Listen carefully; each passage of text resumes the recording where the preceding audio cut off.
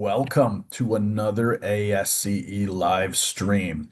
It is a joyous day because it is ASCE Day. Yes, the founding of the American Society of Civil Engineers happened 173 years ago today.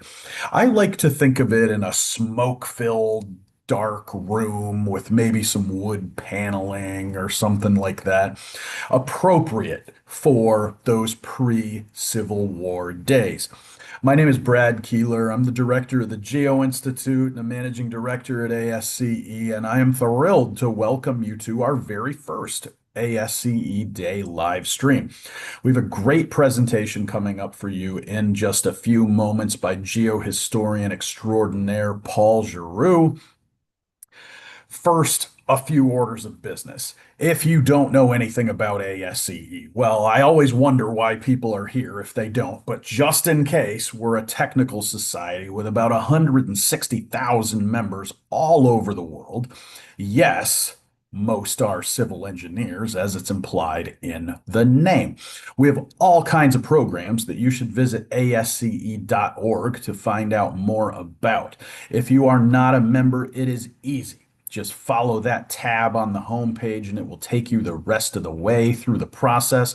We've got amazing in-person events, remote events such as this one that anyone anywhere in the world can attend. And there are a gazillion ways for you to get involved if you are a member and you would like to volunteer. If you like what you see today, and I think you will, you should click like, subscribe, and get notifications, and we will let you know every time we post something to the channel. ASCE Day is a massive day for an organization that exists within ASCE called the ASCE Foundation. That is our fundraising arm. And so we are joined today by the director of the ASCE Foundation, Katrina Dunn, with a brief message about such fundraising and why you might want to contribute. Katrina, go ahead. Thank you, Brad. And I'm just going to share a quick screen here so you guys can see as I'm talking. Let's see if I can get it to go open to the slideshow. Okay. So thank you, Brad. Happy ASCE Day. So I'm Katrina Dunn, Director of Development for the ASCE Foundation. And the ASCE Foundation is not as old as ASCE. We were established in 1994, but since our founding, we have been proud to support the really important and transformative programs of ASCE. We organize our support in our strategic funding areas: education, engineering, leadership, and student activities. Student activities include things like the Civil Engineering Student Championship, which includes concrete canoe, our leadership programs, many of our workshops for sections and branches leaders, student chapter leaders, and of course our younger members. And so we invite you to think about ways to continue to the exciting future, especially as we approach our 175th anniversary, by making a donation to the ASCE Foundation in any one of the areas that you would like, as well as general support to ASCE Foundation. 100% of your donation goes back to support the ASCE programs that are so important at any career stage. So with that, I invite you to check out our website to learn more. You can find us through ASCE or also ascefoundation.org. Send me an email. And with that, thank you, Brad, and happy ASCE Day. Thank you, Katrina. Happy ASCE Day to you too. And so important. I always tell people we have only a few ways to make money at ASCE, but we have a lot of ways to spend money. So we rely very heavily on the contributions that come from you, our members, to support the important programs that we do. It is time now for our feature presentation. Didn't take too long. As I mentioned, we have geohistorian. Sorry, this is my bias as as GI director here. Civil engineering historian extraordinaire Paul Giroux coming to us. If you don't know Paul, here's a little bit of detail about him. He received his BS in construction engineering from Iowa State in 1979. He worked for Kiewit for 45 years on a wide variety of heavy civil engineering mega projects throughout the U.S. He's now retired from Kiewit. And this is what I love when people retire and then they go do something else that sure sounds like work, but I know you enjoy it, so it's not that tough. He's a professor of engineering practice at Purdue University in the Lyles School of Civil and Construction Engineering, and he teaches a class there on the great projects of civil engineering. And of course, Paul is an active public speaker. He has presented nearly 400 lectures and seminars at over 90 engineering schools. He's the recipient of a ton of awards, including a biggie. In 2016, he was elected a distinguished member of ASCE, which is about as high an honor as you can get within the society. It's a very limited number of people who have attained that status. Before Paul presents, if you have questions for Paul, we will do Q&A at the end of the presentation. Put them in the chat box to the right of where you're watching this now, and we will get to your question. That's all the housekeeping stuff we have for today. Now, time for Paul. Yeah, thank you, Brad. Let's go ahead and get switched over here.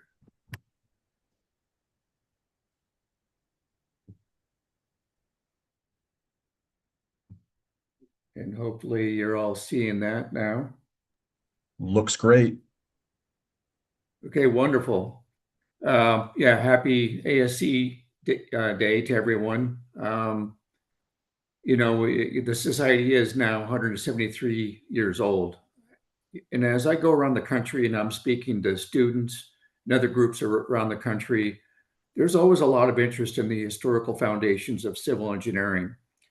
And certainly within, I think all of us could say, within our own area of practice, we have a good understanding of certainly the current state of the profession. Yep. How did we get to where we are today? I think most of us gained an interest in civil engineering, you know, perhaps by being, as a young person, being inspired by many iconic engineering achievements that we can see: Brooklyn Bridge, Panama Canal, Hoover Dam, Golden Gate Bridge, all these remarkable iconic structures that are around, you know, the country.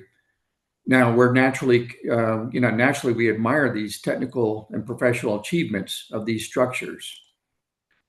Yet we must remember that civil engineering is a human endeavor. Accordingly, the history of civil engineering is filled with really remarkable and inspirational lessons from those who laid the foundation of our profession, the great builders.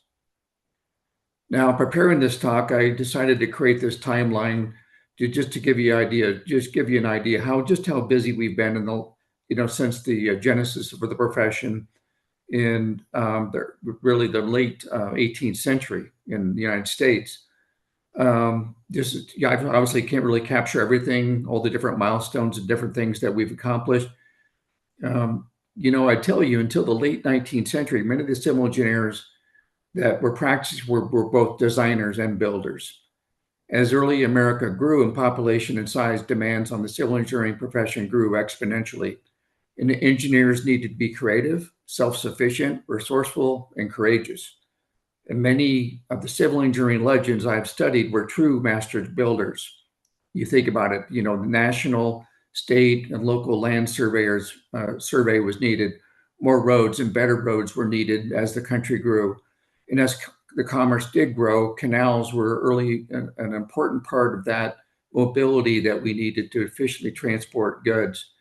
And with the emergence of railroads in the early 19th century, there were even more demands on civil engineering. Bridge builders in early America evolved with the demands, you know, moving away from stone and timber to iron, and then finally steel structures, and eventually, of course, concrete. And to ensure public health, civil engineers also got involved in providing safe drinking water and responsible wastewater treatment. Many of the master builders that we'll be talking today, they were the founders of the society. They were leaders in our profession. And it's going to be really challenging within the short period of time here to talk about all the folks I would really like to. But let's just explore some of the remarkable engineers who laid the foundation of civil engineering. Now, after the Revolutionary War, surveying national boundaries became increasingly important. The foundations of land survey were laid by really remarkable and courageous engineers. For example, Andrew Ellicott, he led many surveying efforts in the late 18th century, early 19th century. These were not just go out for the day type of things. These were expeditions. 1874, the Mason-Dixon line. 1876, Ellicott surveyed the western border of Pennsylvania with Ohio country. 1789, the western border of New York. 1792, he surveyed the 100 square miles of the territory of Columbia, which is now Washington, D.C. And in 1796, he led the survey of the southern border between the Spanish territories along the Gulf of Mexico. Then in 1803, at the request of President Jefferson, Ellicott trained and mentored Meriwether Lewis to prepare Lewis for the Lewis and Clark expedition. And in 1813, Ellicott accepted the position as professor of mathematics at the military academy at West Point. So one busy guy. In 1791, Pierre Charles L'Enfant presented a plan for the city intended to be the permanent seat of government for the United States to George Washington, of course, is Washington, D.C. In 1820, we have Colonel Stephen Long led the 1820 Platte River expedition along the 42nd parallel. And Long's expedition captured the public's fascination and admiration. It was deemed as important as today as to modern day space exploration. In 1856, Long was put in charge of navigation improvements along the Mississippi River. In 1861, Long was named the commander of the U.S. Army Topographical Engineers. Alexander Bosch was the great-grandson of Benjamin Franklin. And after graduating first in his class from United States Miller Academy at West Point in 1825, Bosch became an assistant professor at West Point. Bosch was mentored by CE legend Joseph Totten, and in 1843 he was appointed superintendent of the United States Coastal Survey. And under his direction, the most comprehensive survey and mapping of the mid-eastern Atlantic states on the east coastline was completed.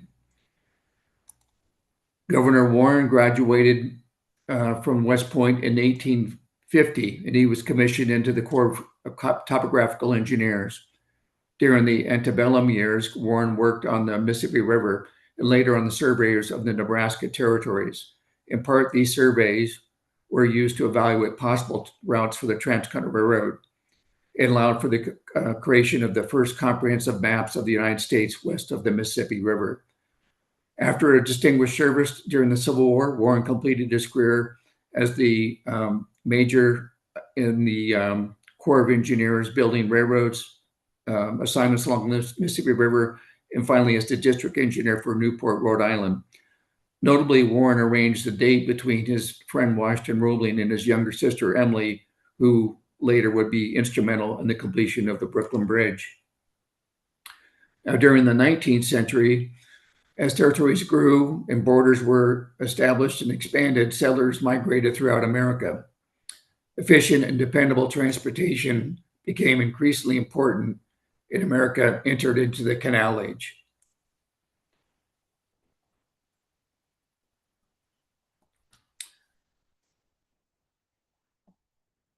Colonel Leomy Baldwin fought during the Revolutionary War at many notable battles, including Lexington, Concord, Fells Point, and Trenton. And after the war, Colonel Baldwin led efforts to design and build a 27-mile-long Middlesex Canal north of Boston. 5 of Baldwin's sons contributed this effort to connect the Merrimack River to Boston Harbor, including his son, Leomy Baldwin Jr. After the war, in 1812, Leomy Baldwin Jr. was appointed chief engineer of the Union Canal in Pennsylvania. Later, Baldwin Jr. served on a committee to help plan the Bunker Hill Monument. In 1827, Baldwin Jr. accepted an appointment to lead the design and construction of the critical naval dry docks at the Boston Navy Yards. And later, he worked on the naval shipyard at Norfolk, Virginia. After the War of 1812, the task of designing and building the Erie Canal would fall on the shoulders of American engineers. And in 1817, Benjamin Wright was named chief engineer on the Erie Canal. When completed, the 363-mile-long system required 50 locks to raise barge traffic 600 feet in elevation from the Hudson River to Lake Erie. Many of Wright's engineering apprentices on this project would go on to be the foremost engineers of the day. Wright not only built the canal, indeed, he laid the foundation for the American civil engineering profession. And in 1969, Benjamin Wright was declared the father of American civil engineering by ASCE. In 1817, New York Governor DeWitt Clinton recruited a bright young industrious New Yorker named Canvas White to travel to England to learn more, everything he could learn about the tools, materials to build bridges, canals, aqueducts, and culverts. While White was over in England, they say he covered about 2,000 miles of territory, learning everything he did. While he was in England, he learned the English method for making cement from limestone. So back in America, White experimented with numerous varieties of limestone, and with persistence eventually produced an inexpensive, high-quality hydraulic cement, which he patented in 1820. Of course, this was instrumental to the country moving forward with all different types of infrastructure. In 1817, Benjamin Wright hired John Jervis, and Jervis would go to work on the survey crew in the Erie Canal west of Rome, New York. A year later, Jervis was resident engineer on a 17-mile-long section of the canal. By 1824, general superintendent of the Eastern Division of the canal. Jervis left the canal in 1825 to follow Benjamin Wright to work on the Delaware and Hudson Canal. And at the dawn of the American Rail Age, Jervis pioneered the use of locomotive engines in the Western Hemisphere. In 1831, Jervis became chief engineer of the Mohawk and Hudson Railroad, and in 1833, chief engineer on the Shenandoah Canal. And in 1836, Jervis was appointed chief engineer for the 41-mile Croton aqueducts, which would provide fresh drinking water to New York. With the westward expansion of the states during the early 19th century, reliable river navigation also became increasingly important. In 1805, Joseph Totten was just the 10th graduate from West Point in a class of 3. Early in his career, Totten worked on survey expeditions in the Northwest Territory to build harbors, fortification, and coastal defenses. And in 1838, Totten was appointed chief engineer of the United States Army and served in that position until his death in 1864, which was the longest tenure of any chief engineer. During his tenure as chief engineer, Totten was involved with every aspect of the Army Corps of Engineers activities, from fortifications to harbor and river navigation improvements. As a young man, Charles Ellet worked for Benjamin Wright as a survey robin on the Chesapeake and Ohio Canal. And in 1830, Ellet decided to study civil engineering at the École Nationale des Ponts et Chaussées in Paris. While Ellet is primarily recognized for his pioneering efforts on railroad and suspension bridge design, he also contributed greatly to waterway developments and navigation. And he led the design for the James River and Kanawha canals in Virginia, and later the Schuylkill navigation improvements in Pennsylvania. And in 1850, Ellet led efforts to survey and prepare reports for flood prevention and navigation on the Mississippi River and Ohio rivers. Orlando Metcalf Poe graduated from West Point in 1856 and serves as the assistant topographical engineer on the survey of the Northern Great Lakes until 1861. Poe's crowning achievement was the design and construction of America's Sioux Locks at Sault Ste. Marie, Michigan, now known as the Poe Locks. They were the largest locks in the world when completed in 1896. These locks were the Corps of Engineers' first use of steel lock gates and the largest use of mass concrete for lock construction. While leading the Sioux locks, Poe mentored CE legend Harry Hodges, who would later become the assistant chief engineer at Panama Canal. Poe's locks were instrumental in allowing shipping and manufacturing to expand on the Great Lakes.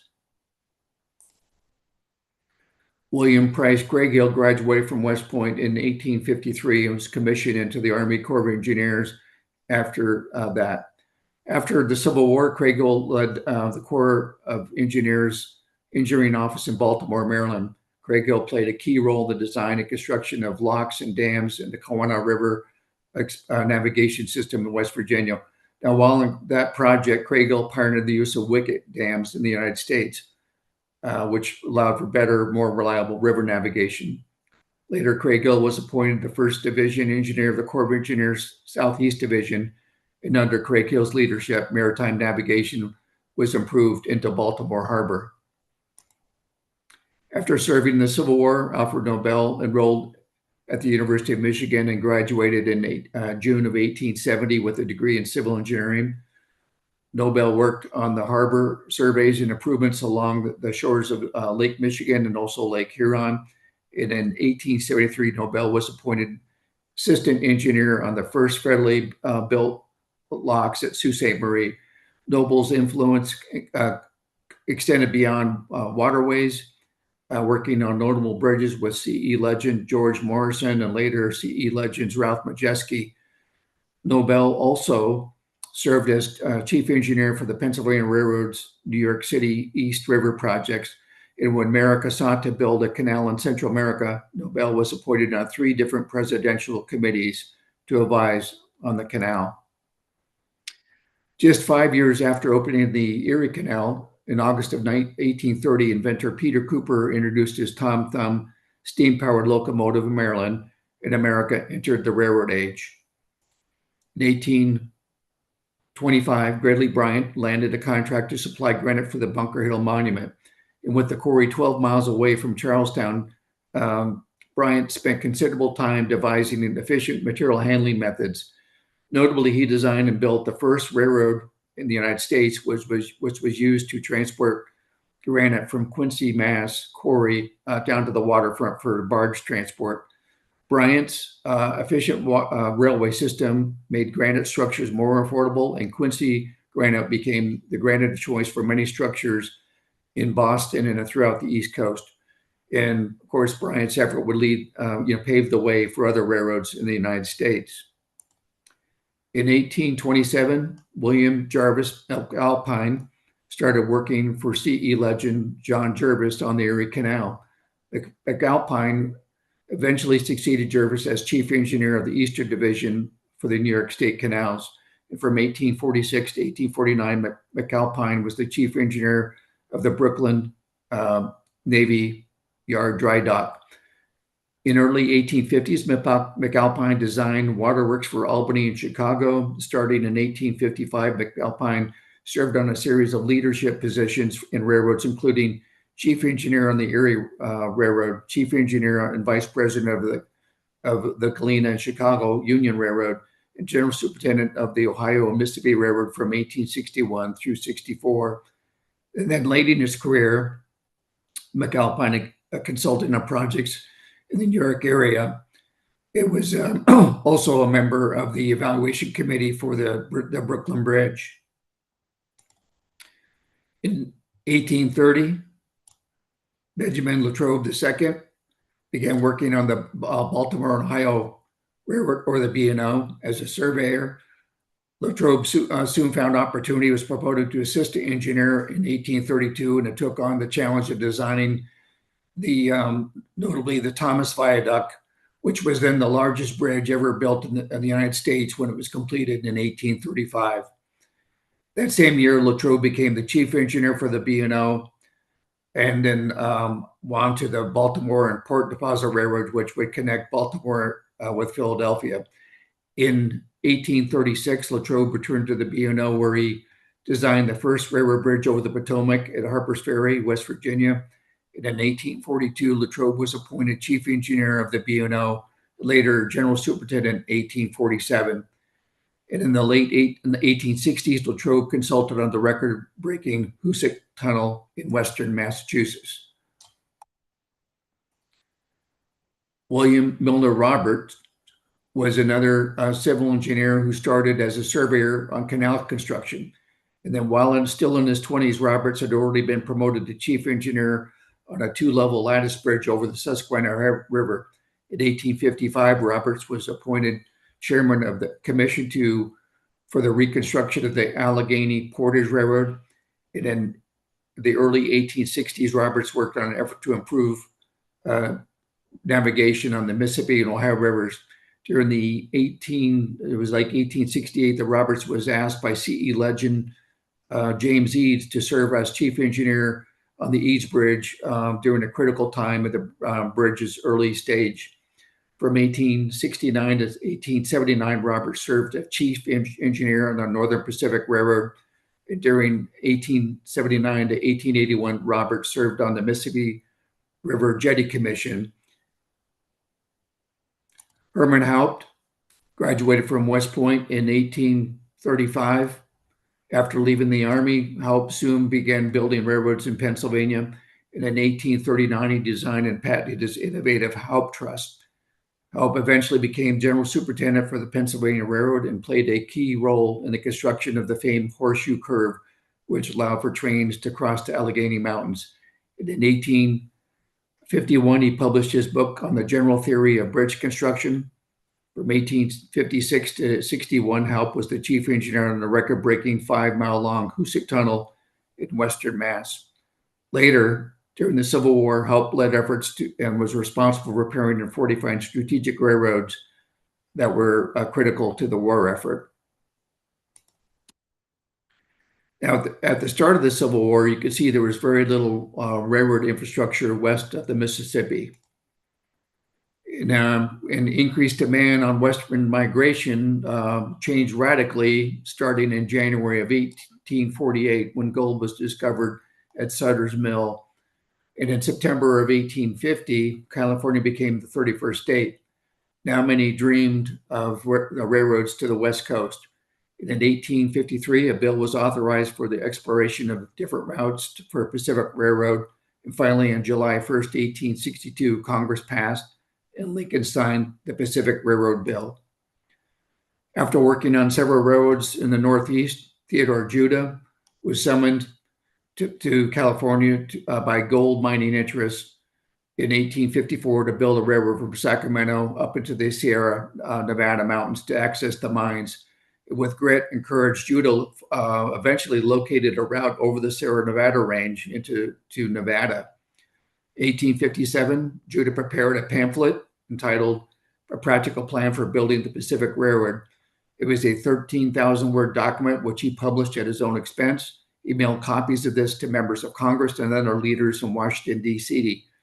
And many concluded that Judah's plan was crazy, and Judah became known as Crazy Judah. Well, eventually, with the backing of businessmen in California, Collis Huntington, Lillian Stanford, Mark Hopkins, Charles Crocker, and later Crocker's older brother, Edwin, the Central Pacific was incorporated in 1861.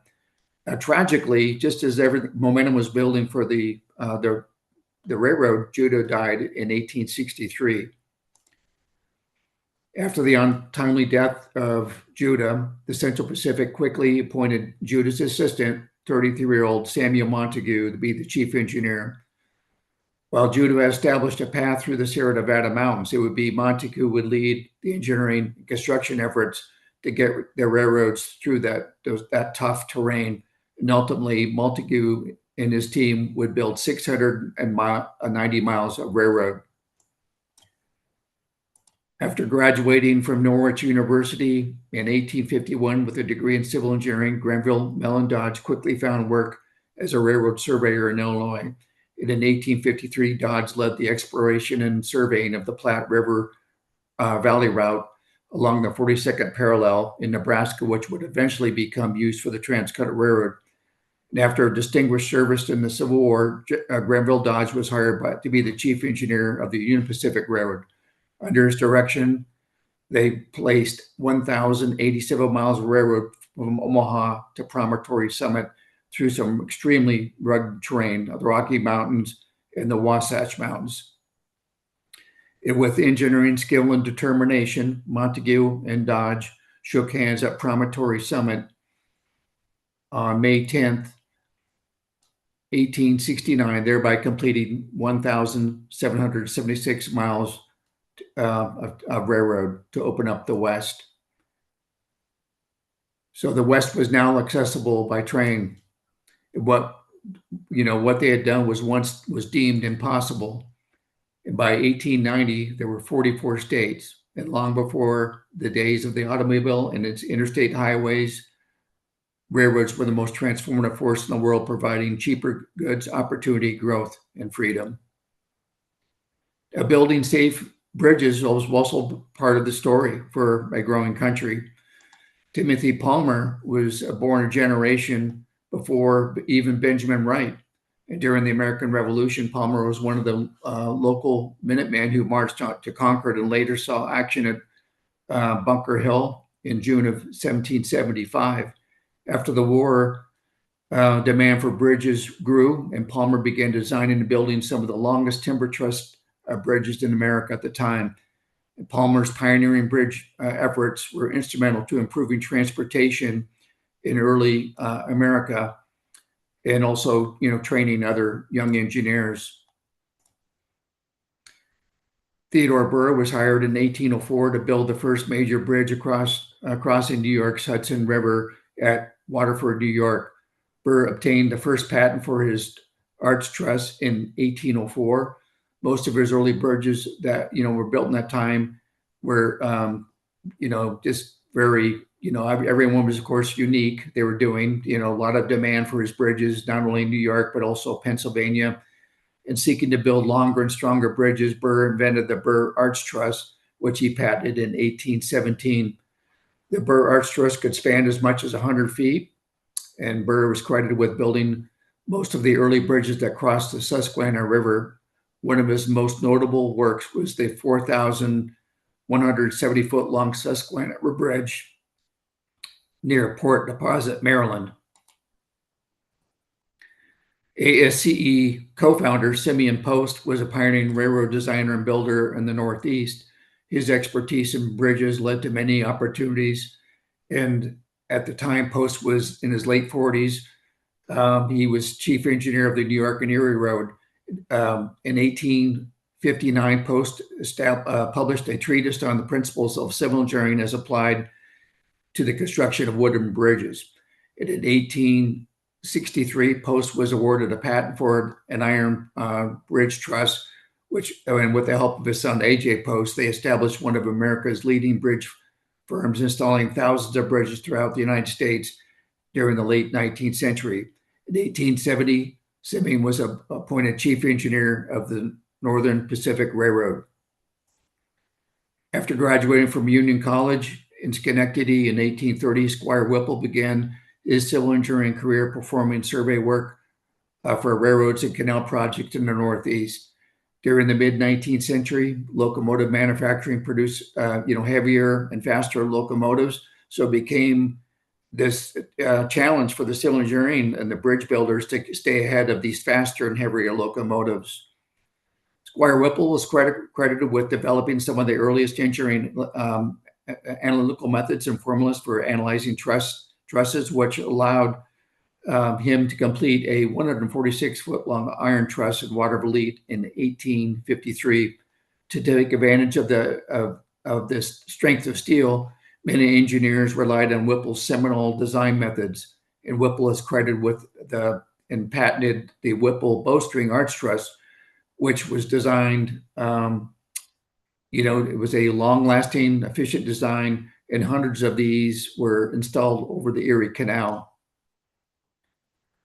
Early in the career of Wendell Bowman, he worked for CE legend Benjamin Latrobe II on the Baltimore and Ohio Railroad. By 1848, Bowman had been put in charge of old bridges on the line.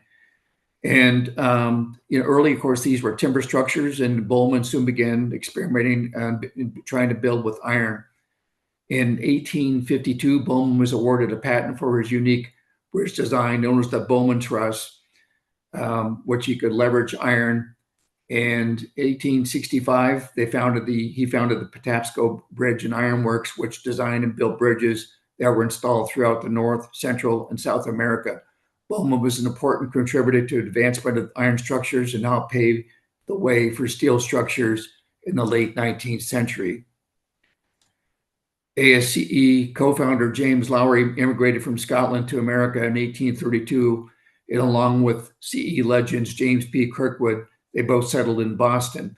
Lowry spent his early career working for Kirkwood in the North on the Norwich and Worcester Railroad. Lowry led efforts to plan, design, and build many railroads throughout the United States and Canada. Notably, Lowry oversaw the construction of the first iron railroad bridges in the United States. And in 1870, Lowry was hired by bondholders to inspect the Eads Bridge in St. Louis.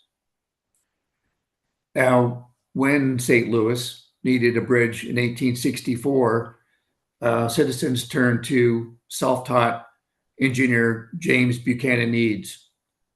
To ensure firm foundations, Eads pioneered the use of pneumatic caissons in America, and with the federal requirements of the bridge would be 500-foot minimum spans.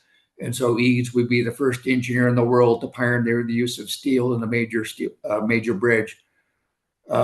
Architect Louis Sullivan would later credit Eads for paving the way for all modern steel structures. Eads is also credited with developing the river jetty systems, which improved the safety of river navigation and also saved the port of New Orleans from choking siltation. John Augustus Roebling immigrated from Germany to the United States in 1831. 10 years later, Roebling began to manufacture high-quality wire rope, and demand for Roebling's wire rope rapidly grew, which led into his bridge engineering practice and construction practice. He had contracts for several suspension bridges, 1846, a bridge in Pittsburgh, 1850, bridges for the Delaware and Hudson Canal, 1855, a bridge at Niagara Falls, and in 1860, the Pittsburgh Allegheny River Bridge. And when John took on the task of building the Cincinnati-Cumberland Bridge over the High River, he started mentoring his son Washington, and that bridge was completed in 1867. And that paved the way for even longer bridges. Now, that same year, 1867, John was appointed chief engineer on the Brooklyn Bridge.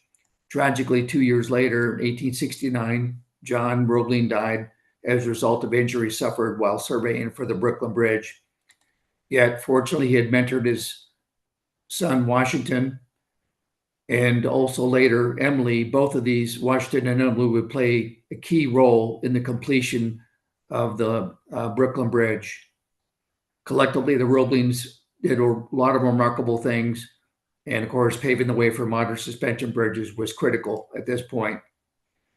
Now, as America grew, society also asked the civil engineering profession to ensure public health by providing safe drinking water and responsible wastewater treatment. Many notable engineers contributed to this effort. ASCE co-founder George Sears Green graduated from West Point in 1823. In 1836, Green resigned his commission, and in the coming decades, Green led the construction of railroads in the eastern states, designed water and sewer systems for New York, Detroit, and other cities. In New York City, Green designed the Groton Aqueduct Reservoir in Central Park, and in New York, he became one of the 12 founding members, of course, of ASCE. Green returned to the Army to serve during the Civil War, and then afterwards, he returned to New York to serve as Chief Engineer Commissioner of the Groton Aqueduct. ASCE co-founder James P. Kirkwood immigrated to the United States in 1832 to help build railroads. Kirkwood was a true master builder. He led many railroad efforts throughout the East Coast. Notably, in 1848, he completed the 1,040-foot-long Stone Arch Staruca Viaduct in Pennsylvania, which was considered one of the most challenging and expensive bridges ever built in the U.S. at that time. After leadership roles with the Erie Railroad and the Missouri and Pacific Railroads, Kirkwood started working in water supply systems During the late 1850s, he was the engineer of the Brooklyn water supply.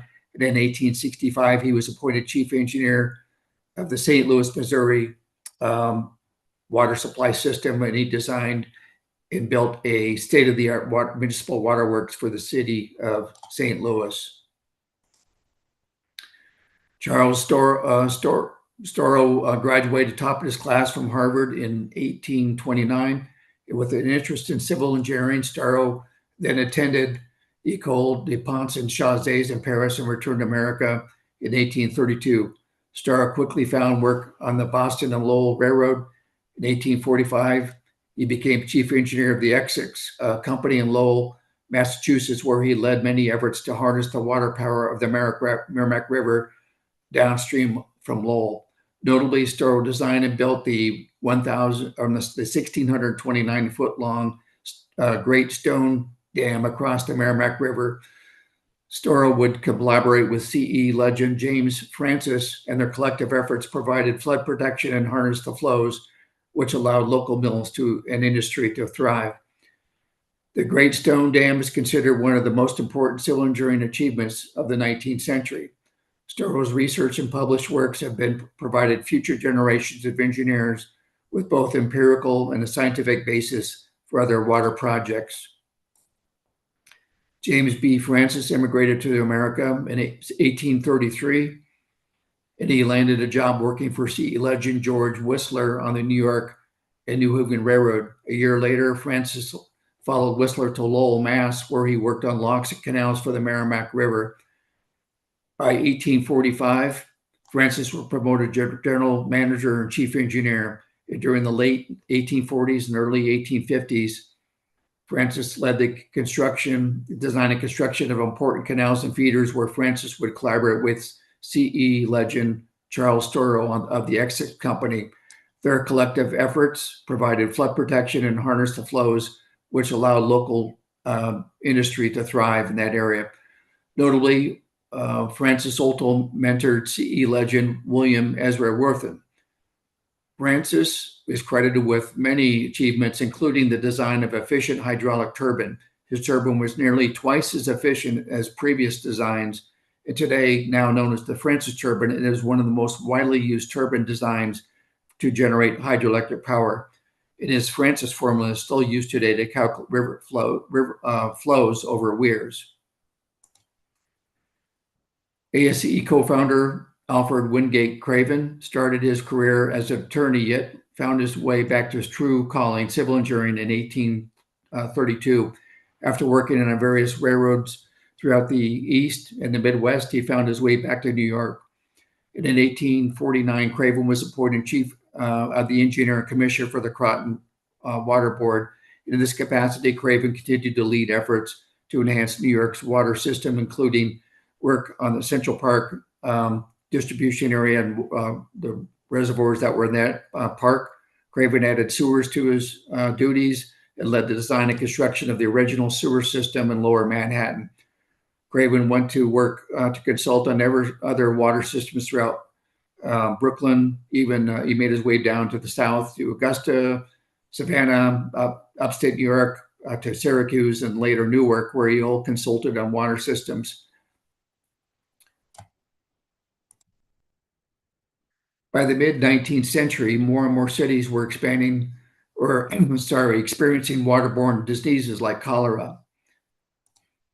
In 1855, Ellis Chesbrough was appointed chief engineer of the Chicago Board of Sewerage.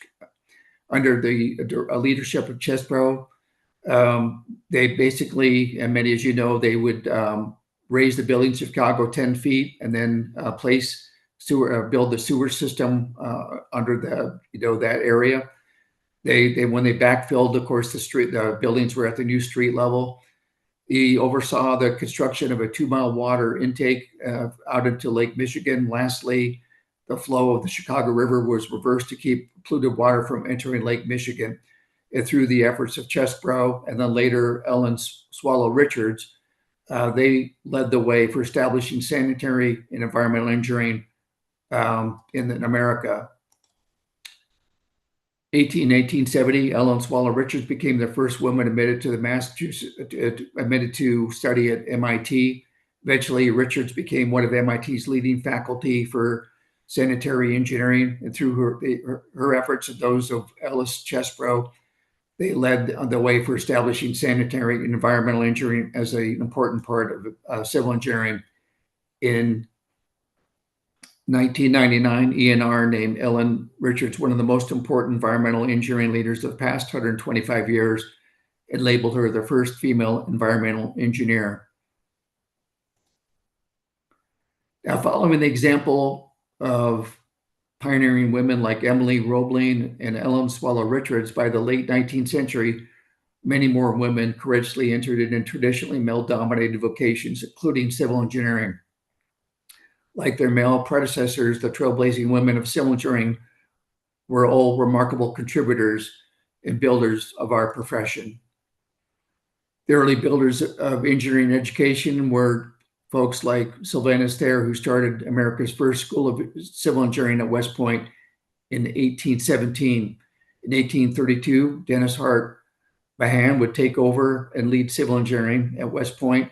In 1824, Amos Eaton co-founded what is now known as Rensselaer Polytech, along with Stephen Van Rensselaer III. And RPA started also producing engineers in 1835. And all these advancements were critical during the early 19th century. Now, I've only scratched the surface, really, in this talk of the remarkable engineers who laid the foundation of civil engineering. Their contributions laid the foundation of civil engineering, and what we have is now what we call our body of knowledge. Now, if we are attentive to their stories, and if we can find that there are timeless and essential technical lessons, professional lessons, and even personal lessons, which we can learn from and are absolutely still relevant to modern practice. In my class at Purdue, the students explore the great projects and the great builders. One of the most important, essential things my students learn is that the most important thing that great builders build is people. Indeed, our history is your history. Thank you.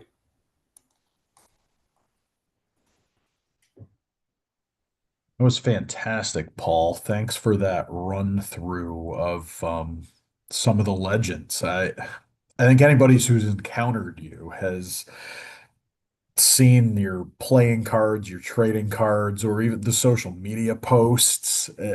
This was great.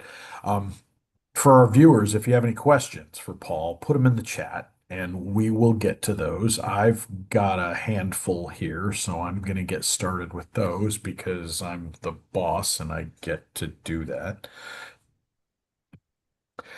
I want to ask, I mean, you've now devoted your entire life to civil engineering, and now maybe more than ever you're doing it because you're doing so much of it on a volunteer basis. What originally made you want to be a civil engineer?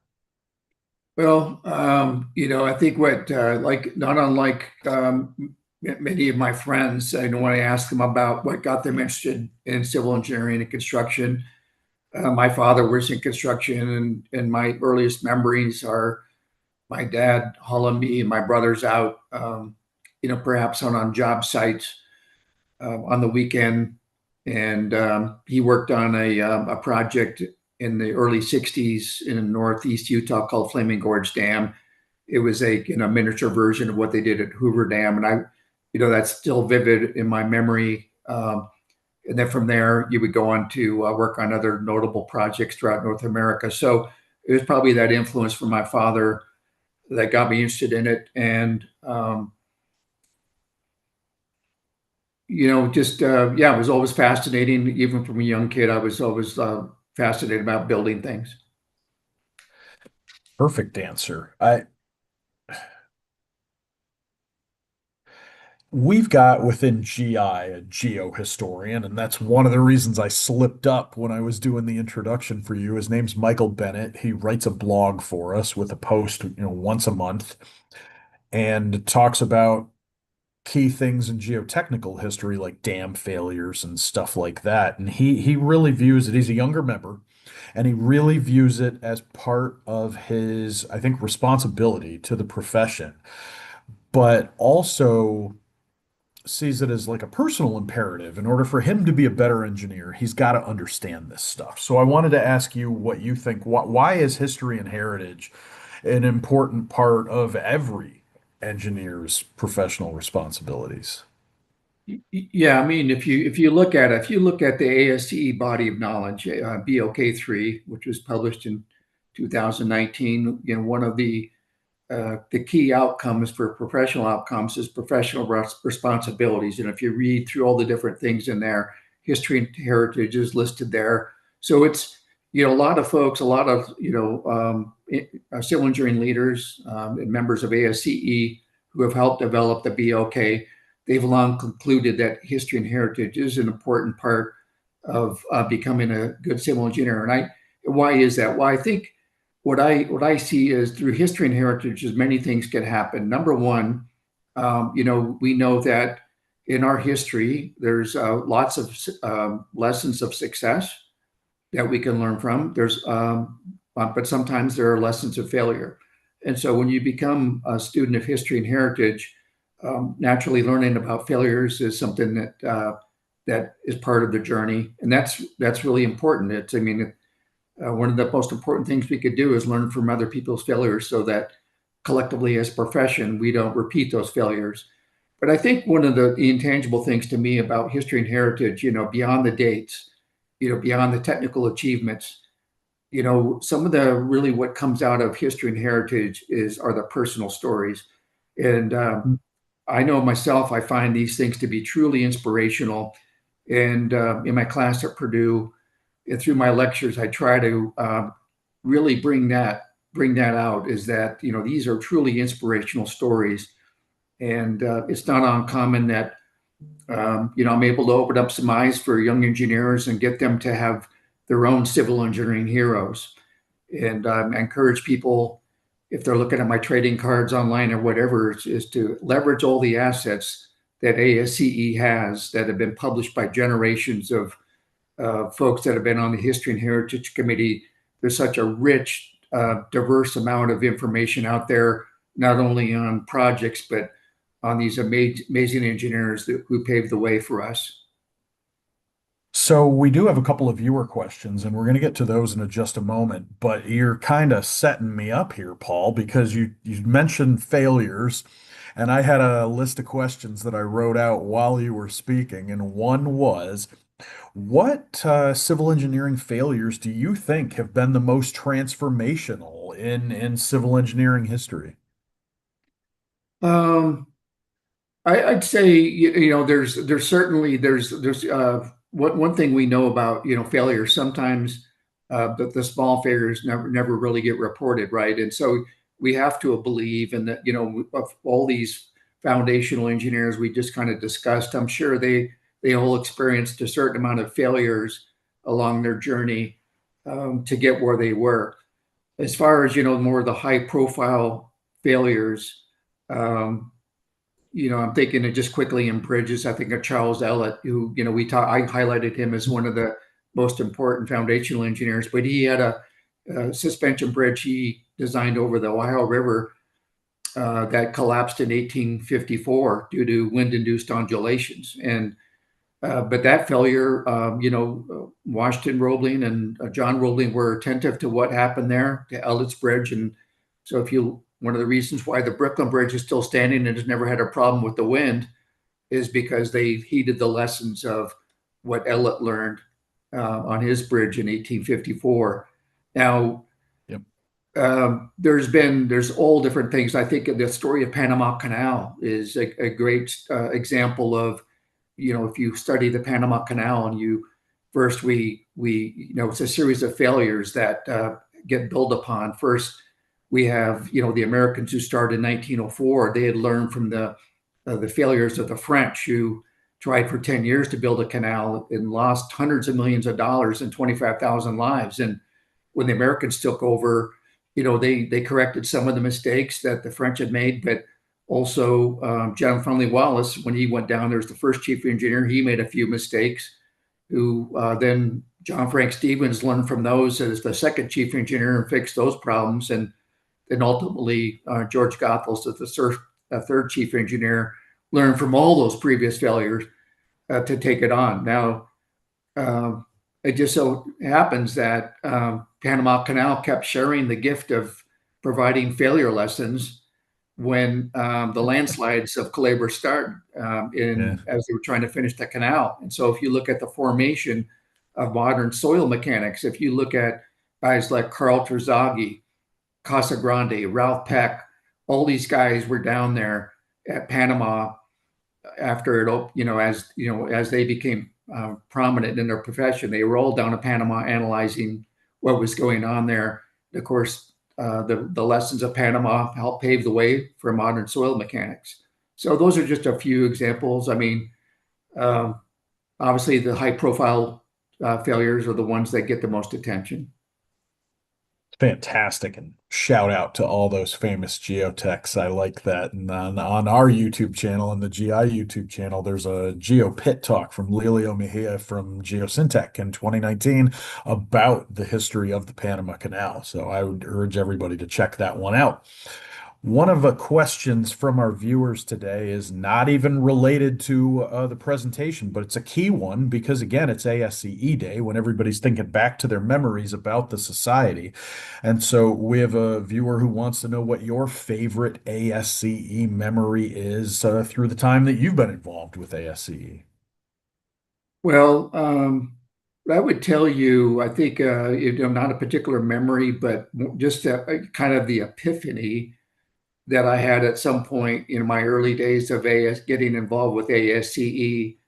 We always hear about, that with stewardship becomes, we always get back more than we give. And I can't tell you, through my involvement with ASCE, I guess that epiphany I have was just the remarkable folks that we have in leadership positions within ASCE, staff, and also our volunteer leaders, true servant leaders of the profession. And every time I go to listen to these folks at the convention or the different sessions, I always take away more and I'm always inspired to do more. So I think, the story of ASCE, like any organization, is that to get the most out of it, we have to put something into it. And the more you put in it, the more you will get out. Fantastic. I like that. Perfect words for everybody out there. One thing I was really hoping that the term canvassing came from Canvas White's name. I looked it up during your talk. It does not. It actually goes much further back than that, so now I did a little bit of etymology today as we were going through it, so everybody can hit that on Wikipedia and check out where that word came from. But another question I thought of as you were going, I live in Northern Virginia around Washington, D.C., and a lot of the names that you rattled off during this presentation are on various things in that part of the country. So I wanted to ask, what's your favorite piece of infrastructure that's named for one of these legends? I think probably one of my favorite ones is, it came a little bit later, came in the 20th century. There was one of the pioneers of reinforced concrete design in America for bridges was Conde McCullough. And he was kind of one of the first to kind of pioneer, understand, the effects of elastic shortening and reinforced concrete. And so Conde McCullough got his start in Iowa, but then migrated to Oregon. And so some of the most important early bridges on the Oregon coastline on Highway 1 were designed under the leadership of Conde McCullough. And so there's the Conde McCullough Bridge in Oregon, which I think is a fitting tribute to, such an important time in America when, before the days of the interstate highway system, and we're trying to build out all these critical bridges around the country. And Conde McCullough, that's probably my favorite. Perfect answer. I always make a point to try to figure out who things are named after, especially if they're ones that I'm going on every day. You know, you're driving somewhere and you see an interchange named for a person. Doesn't matter whether it's a retired state trooper or an engineer or whoever. I think that's important stuff to learn. Another question that came in from the audience, I mean, when you look back like this, I think it's instinctive to also kind of look forward. So, one of our viewers would like to know, oh, I got to click over so I get the wording exactly right. I wasn't as prepared as I thought. What do you see are the most challenging trends in the future of civil engineering? Um, it's kind of interesting. So our counterparts in England with the Institution of Civil Engineer, what they call the History and Heritage Committee over there, they call it um, engineering foresight through engineering hindsight. Oh, So, which I think is appropriate. So, learning from the past to yeah. pave the way for the future. So, I think what, and there's kind of I'm just a simple notion that I'd heard from one of Kiewit's leaders many years ago, and he was talking about the evolution of the profession, and he made the comment that there's no new problems in construction, just new people learning old problems. And so to some extent, that's true. I mean, there's a lot that we can learn from those who have paved the way for us. Obviously, there's always room for innovation. One of the things that concerns me right now is what I call and I didn't coin the term, it came from ASCE, but they talk about the growing skills gap. And so what we have now is we have in the last 40 years, the number of credit hours for BSCE has gone down about 20 hours. And we have 30 hours, I guess it is, on some schools. But at the same time, the profession has gotten more complex. So we have this kind of skills gap that we're facing. As it turns out, it's nothing new. The society has been constantly evolving throughout its whole profession. That's one of the critical missions of ASCE is continuous improvement.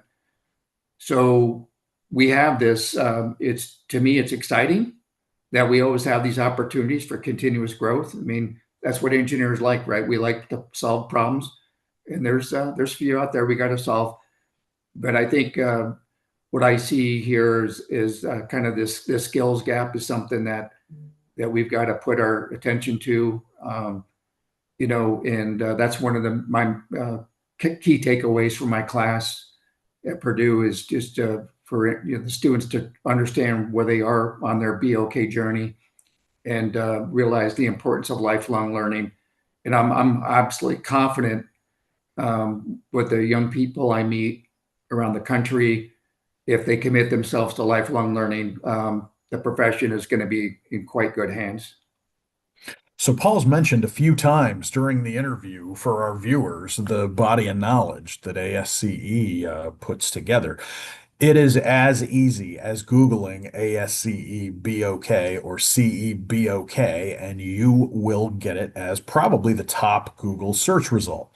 Check that out. We would love to have you lay eyes on it. I think it's about time to wrap up. We have to do it with this final question. As I mentioned, there are physical versions of these cards out there that you showed at the end of your presentation. How can somebody get those if they're interested? Yeah, so let me get the exact instructions here. Those are available on the ASCE website. If you go, so basically you would go to the website and then you go to the subtab underneath career and growth. And then under that, you're going to find pre-college outreach. And then under that, you can find outreach supplies. So that's where you can find the cards. They have, I think we've produced 5 different sets right now, and we get those. The History and Heritage Committee hands those out at the conventions in different conferences, and so they're out there. But the engineers of all ages enjoy those cards. It's just kind of fun, tangible thing to kind of have those cards and look at them from time to time and learn about the really remarkable folks who laid the foundation for us. And they are an incredible amount of work. So we really appreciate all the time and energy you put into doing those, Paul. If people look you up on social media, they can find the cards in your timeline on LinkedIn. That's how I got introduced to them, and I think that's a fantastic way for people to check them out. Read the backs. They're so packed with good stuff. As a baseball and hockey card collector, as a kid, and even a little bit as an adult, I really, really appreciate what you've done with those. So thank Yeah, you for doing that. And I have to say, thank you for doing this today. This has been fantastic. This is the first ever time we did one of these for ASCE Day. Remember back to the beginning, viewers of the presentation when Katrina was on to talk about contributing to ASCE financially in the ASCE Foundation so that we can continue the important work that we do for the civil engineering community. Paul, thank you so much for doing this. I hope it was a good time. absolutely. Well, thanks for having me. And yeah, I do encourage folks, if they haven't been following me on the ASCE website or LinkedIn page, I post the cards typically every week. Fantastic. And viewers, you will note if you are eagle-eyed, and I think you probably are, that it is November. You are nearing the end of 2025. Great time again to make your contributions to the ASCE Foundation, but it's also a great time to fill out the rest of those PDHs that you need to maintain your licensure. You can do that with all the great stuff we have from ASCE Continuing Education. You can also get to that from the homepage at asce.org as well. And the 9 technical institutes and CTA also have offerings that can get you to that total that you need to be at by the end of the year. Just send us any questions and we'll help you find that valuable content. No live stream scheduled on the ASCE channel for the immediate future, but please do check out all the amazing content we've got out there. Our producer today was Amber Davis, and we will see everybody out there very soon.